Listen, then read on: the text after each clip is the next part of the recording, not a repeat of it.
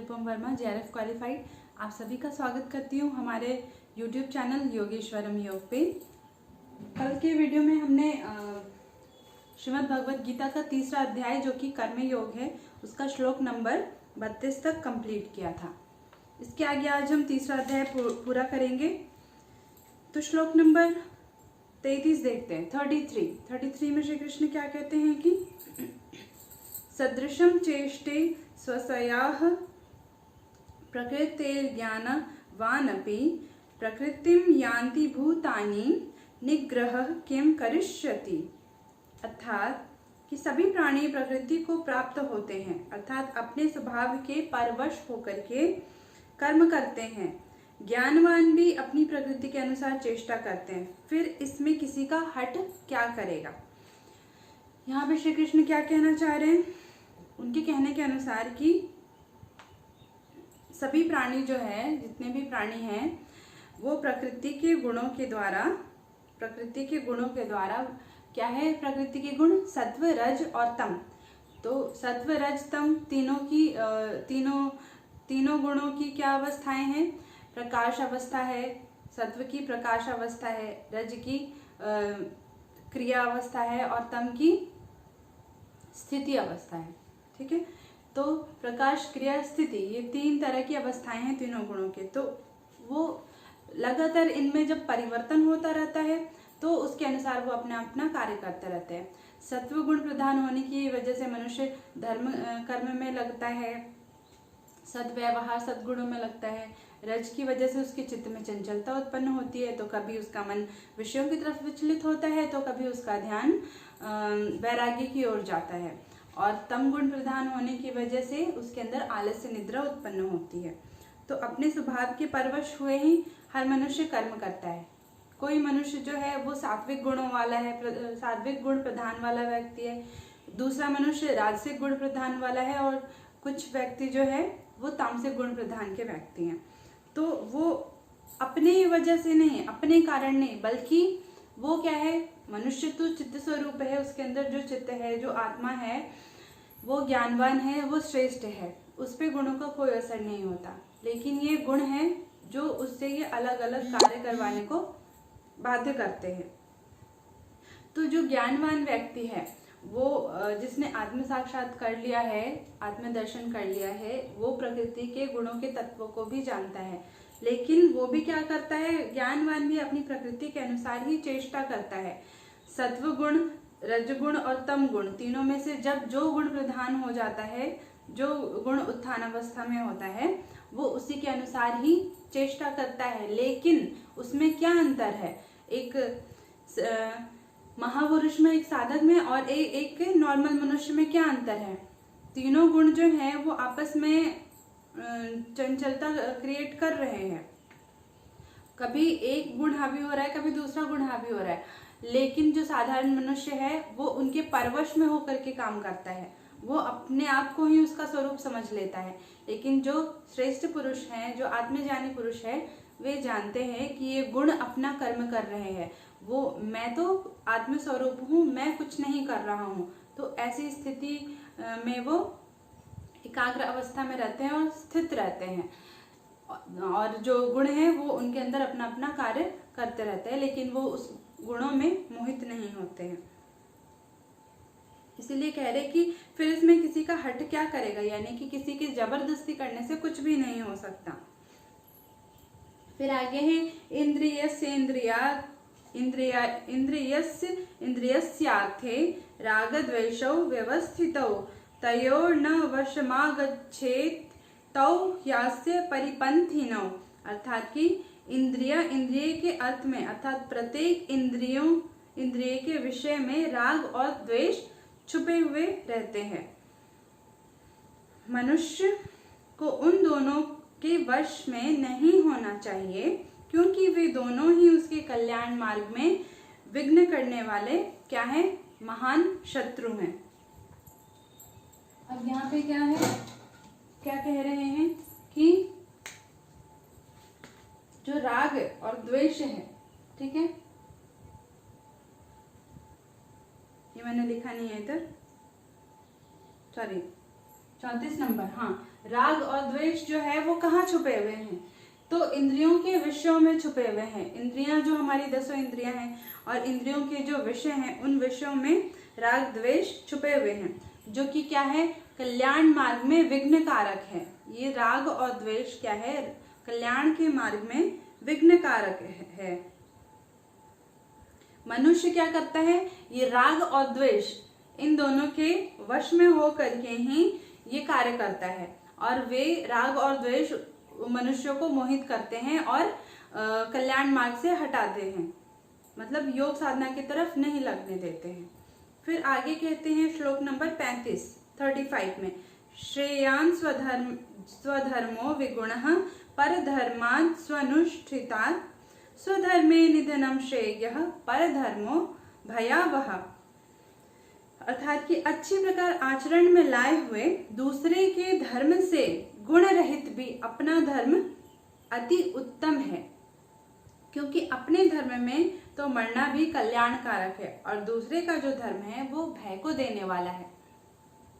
अब यहाँ पे क्या मतलब है कि अच्छी प्रकार हमारा जो गुण है, जैसे कि हमने कोई व्यवसाय, कोई ऑक्यूपेशन शुरू किया, कोई बिजनेस शुरू किया, ठीक है, हम जिसमें एक्सपर्ट हैं तो हमने अपनी एक्सपर्टता के अनुसार हमने कोई बिजनेस शुरू किया जिसमें हम बहुत ही एक्सपर्ट हैं और हम उसे बहुत अच्छे से हैंडल कर सकते हैं, ठीक है, तो वो हमने शुरू किया। लेकिन हमने क्या देखा कि मेरे बिजनेस में तो उतना ज़्यादा फायदा ही नहीं हो रहा है जितना कि मेरा कोई दोस्त है उसने नया बिजनेस शुरू किया है उसमें ज़्यादा फायदा हो रहा है। तो क्यों ना मैं अपना बिजनेस छोड़ करके उसने जो शुरू किया है उसमें ज़्यादा फायदा है तो वो शुरू कर दूं। लेकिन क्योंकि वो उसमें एक्सपर्ट नहीं है, तो अगर वो उसके बिजनेस को अपनाएगा, अपना बिजनेस छोड़ देगा तो क्या होगा? वो उसमें तो एक्सपर्ट है नहीं, तो वो उसका अंत में नुकसान होगा। इसीलिए कह रहे हैं कि अच्छी प्रकार आचरण में लाए हुए अगर दूसरों के धर्म से गुण रहित, यानी कि अपना धर्म जो है, अपना कर्तव्य अगर कम भी है, अपना धर्म अगर कम भी है, अपना बिजनेस अगर उससे छोटा भी है तो भी कोई बात नहीं, तो अपना धर्म अति उत्तम है, ठीक है। जो अपना है वही उत्तम है, दूसरे का उत्तम नहीं हो सकता, वो उसके लिए ही उत्तम होगा। अपने धर्म तो मरना भी कल्याणकारक है, मतलब कि अगर हम जिसने वो बिजनेस शुरू किया, छोटा मोटा कोई कार्य शुरू किया, उस बिजनेस में अगर उसको नुकसान भी हो रहा है तो कोई बात नहीं, आज नहीं तो कल उसको फायदा भी होगा, क्योंकि यहीं से हमारा एक्सपीरियंस बढ़ता है और एक्सपीरियंस बढ़ने से ही हम उस चीज में एक्सपर्ट होंगे और उसके अनुसार हम कार्य कर पाएंगे। तो इसीलिए कहा है कि दूसरे का जो धर्म है वो भय को देने वाला है। अगर हम दूसरे का धर्म अपनाते हैं तो रात दिन हमें ये चिंता लगी रहती है कि अब आगे क्या होगा, अब आगे कैसे करना है, क्या करना है, ठीक है। तो इसीलिए अपना धर्म सर्वश्रेष्ठ है, दूसरे का धर्म नहीं अपनाना चाहिए। फिर आगे श्लोक नंबर 36 में अर्जुन उवाच, अर्जुन क्या कहते हैं? अथ केन प्रयुक्तोऽयं पापं चरति पुरुषः अनिच्छन्नापि वार्ष्णेय बलादिव नियोजितः। अर्थात कि मनुष्य स्वयं न चाहते हुए भी, हम जो है नहीं चाह रहे कि हम ऐसा करें, अगर कोई चीज अगर हमें गलत लग रहा है, बाद में अगर हम जानते हैं उसका तत्व कि वो बाद में दुखकारक ही है, तो जानते हुए भी, ना चाहते हुए भी क्या करता है? बलात् लगाए हुए भांति किससे प्रेरित होकर पाप का आचरण करता है। मैं नहीं चाहती कि मैं ऐसा करूं, लेकिन मुझे ऐसा करना पड़ रहा है।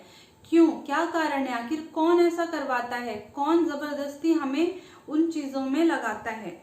तो इस प्रश्न पर श्री कृष्ण क्या उत्तर देते हैं?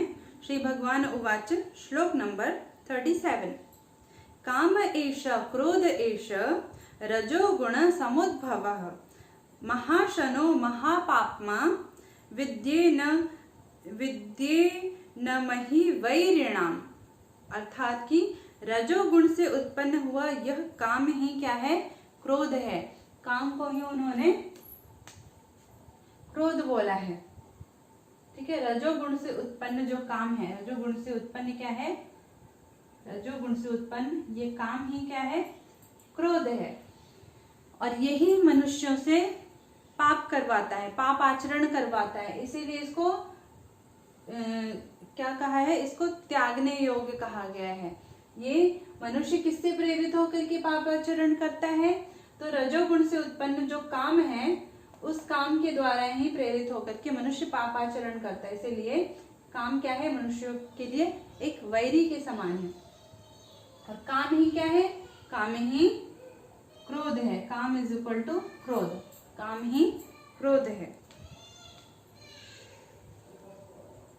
इसी को तो इस विषय में वैरी जान। किस विषय में? जो मनुष्य स्वयं ना चाहता हुआ भी जबरदस्ती, जबरदस्ती, ठीक है, लगाए हुए की भांति से पाप आचरण करता है। तो इसीलिए क्या है, वो मनुष्य का वैरी है। आगे कहते हैं कि धूमे न व्रियते वह्निर यथा दर्शो मलेन च यथोल्बेनावृतो गर्भस तथा तेने दमावृतम। अर्थात कि जिस प्रकार धुएं से अग्नि और मैल से दर्पण ढका रहता है तथा जिस प्रकार जेर से गर्भ ढका रहता है, वैसे ही इस काम के द्वारा यह ज्ञान भी ढका रहता है। जैसे कहीं पे हमें बहुत धुआं दिख रहा है, बहुत ज्यादा धुआं हो रहा है, तो अग्नि क्या वहां पे दिखाई देगी? नहीं दिखाई देगी। इसी प्रकार से अगर आईना है, मिरर है, उसके ऊपर अगर धूल पड़ा है तो हमें अपना प्रतिबिंब नहीं दिखाई देगा, हम स्वयं को नहीं देख पाएंगे। और इसी प्रकार क्या होता है कि जिस प्रकार जेल से गर्भ ढका होता है, यानी कि जो गर्भ के अंदर जो शिशु होता है हम उसे नहीं देख पाते क्योंकि उसके ऊपर एक आवरण के द्वारा ही क्या होता है, गर्भ ढका रहता है। इसी प्रकार जो मनुष्य का जो ज्ञान है, जो शाश्वत ज्ञान है, वो किससे ढका रहता है? तो वो काम के द्वारा ढका रहता है। काम के द्वारा मनुष्य का ज्ञान ढका रहता है। ठीक है, फिर आगे श्लोक नंबर 39 में कहते हैं कि आवृतम ज्ञानमेतेन ज्ञानिनो नित्य वैरिणा काम रूपेण कौन्तेय दुष्पूरेणान लेन च। अर्थात इस अग्नि के समान कभी न पूर्ण होने वाले काम रूप ज्ञानियों के नित्य वैरी के द्वारा मनुष्यों का ज्ञान ढका हुआ है। काम को क्या कहा है? मनुष्यों का नित्य वैरी कहा है। और क्या कहा है कि अग्नि के समान कभी नहीं पूरा होता है। जिस प्रकार से एक अग्नि, अगर एक लकड़ी को जलाओ, ठीक है, उसमें लकड़ियां डालते जाओ डालते जाओ डालते जाओ, यहाँ तक कि पूरा संसार जल करके भस्म हो जाएगा, लेकिन वो अग्नि की जो भूख है वो कभी समाप्त नहीं होती, वो अग्नि बुझती नहीं है, बल्कि और क्या, लपलपाती हुई बढ़ती जाती है। तो इसी प्रकार से जो काम है, काम यानी कि कामना, इच्छाएं, हम अगर एक कामना को पूरा करते हैं तो दूसरी कामना उत्पन्न हो जाती है, दूसरी को पूरा करो तो तीसरी उत्पन्न हो जाती है। इस प्रकार से जो कामना निरंतर क्या होती है, मनुष्यों पे हावी होती रहती है। ठीक है, वो कभी भी पूरी नहीं होती और एक कामना को पूरी करने के बाद दूसरी कामना पहले से ही तैयार हो जाती है। तो इसीलिए कहा है कि ये जो काम है ये ज्ञानियों का नित्य वैरी है। मतलब ज्ञान, अगर कोई ज्ञानी भी अगर इस काम में फंस जाए तो उसका ज्ञान भी समाप्त हो जाता है। तो इसीलिए कहा है कि इससे मनुष्यों का ज्ञान ढका हुआ है, इसीलिए ज्ञानियों का नित्य वैरी है। आगे श्लोक नंबर 40 में कहते हैं कि इंद्रियाणि मनोबुद्धिर यस्य बुद्धिर अस्याधिष्ठानमुच्यते एतैर विमोहयत्येष ज्ञानमावृत वृत्य देहिनम।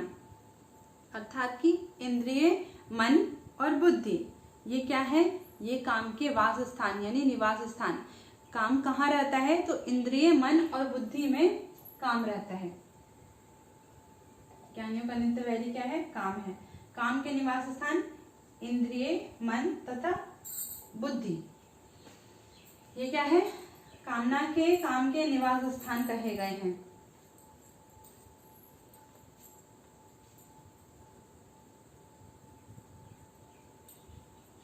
यह काम इन मन, बुद्धि और इंद्रियों के द्वारा ही ज्ञान को आच्छादित करके जीवात्मा को मोहित करता है। जीवात्मा को किस तरीके से वो इच्छाओं में फंसाता है, किस प्रकार से संसार में मोहित करके रखता है? तो मन, बुद्धि और इंद्रियों के द्वारा वो ज्ञान को ढक देता है। ज्ञान के सामने एक पर्दा डाल देता है, जिससे कि वो जीवात्मा मोहित होकर के और इंद्रियों के विषयों में लगा हुआ संसार बंधन में बंधा रहता है। आगे देखते हैं श्लोक नंबर 41। तस्मात् त्वमिन्द्रियाण्यादौ नियम्य भरतर्षभ पाप्मानं प्रजह्येनं ज्ञान विज्ञान नाशनम। अर्थात कि कह रहे हैं कि तू पहले इंद्रियों को वश में करके इस ज्ञान और विज्ञान का नाश करने वाले महान पापी काम को अवश्य ही बलपूर्वक मार डाल।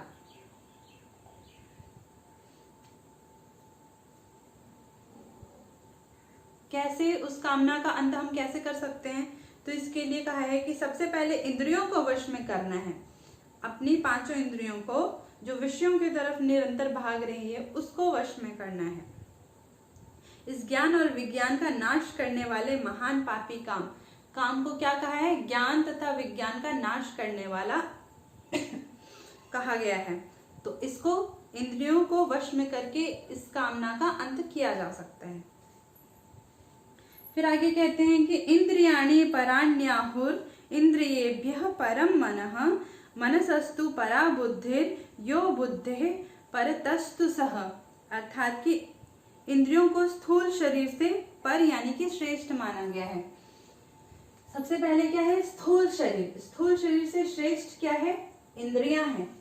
ठीक है, इंद्रियां क्या है? स्थूल शरीर, यानी जो शरीर जो हम अपनी आंखों से देख रहे हैं, ठीक है, स्पर्श कर पा रहे हैं, उस शरीर से श्रेष्ठ कहा गया है इंद्रियां, क्योंकि स्थूल शरीर से सूक्ष्म है इंद्रियां।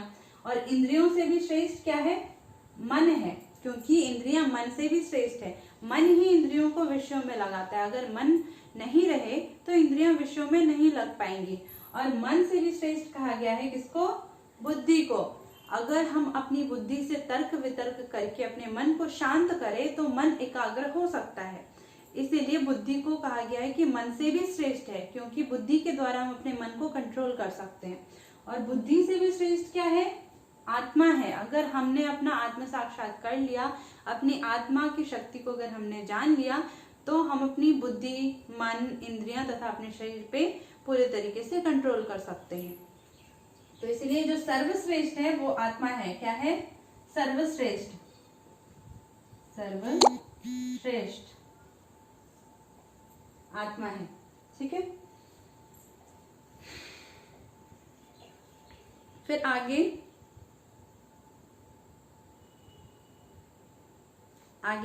अंतिम श्लोक है, श्लोक नंबर 43। इसमें क्या कहते हैं कि एवं बुद्धेः परम बुद्ध्वा संस्तभ्यात्मा नमात्मना जहि शत्रुं महाबाहो काम रूपम दुरासदम। अर्थात कि इस प्रकार बुद्धि से पर, अर्थात जो सूक्ष्म, बलवान और अत्यंत श्रेष्ठ आत्मा है, उसको जानकर बुद्धि के द्वारा मन को वश में करके तो इस काम रूपी दुर्जय शत्रु को मार सकता है, इसका विनाश कर सकता है। कैसे? सबसे पहले तो आत्मा को जानना है। जब हमने आत्मा को जाना, आत्म साक्षात्कार किया, तो उसके द्वारा हमने क्या किया? बुद्धि का प्रयोग किया। बुद्धि का प्रयोग करके मन को हमने वश में कर लिया। अब जब हमने मन को वश में कर लिया तो ये काम रूपी जो शत्रु है वो अपने आप कंट्रोल में हो जाएगा। तो इसका क्या हो जाएगा? इसका अंत हो जाएगा। ठीक है, तो इस तरीके से कामनाओं पर अंकुश लगाना चाहिए। किस प्रकार से? आत्मा को जानकर बुद्धि के द्वारा मन को वश में करके अपने कामनाओं पे अंकुश लगाना चाहिए। काम रूपी जो शत्रु है उस पर अंकुश लगाना चाहिए, उसको समाप्त कर देना चाहिए। ठीक है, तो ये अध्याय 3 कर्मयोग यहीं पे समाप्त होता है। कुल इसमें 43 श्लोक थे। इससे रिलेटेड कोई भी प्रश्न अगर हो, कहीं पे कोई दिक्कत हो, तो आप जरूर मुझसे पूछ सकते हो, कमेंट कर सकते हो। मैं आपके प्रश्नों का संपूर्ण समाधान करने की कोशिश करूंगी। मिलते हैं अगले वीडियो में, जो कि हमारा अध्याय 6 होगा। 6ठा अध्याय हम करेंगे। तब तक के लिए आप सभी का बहुत बहुत धन्यवाद।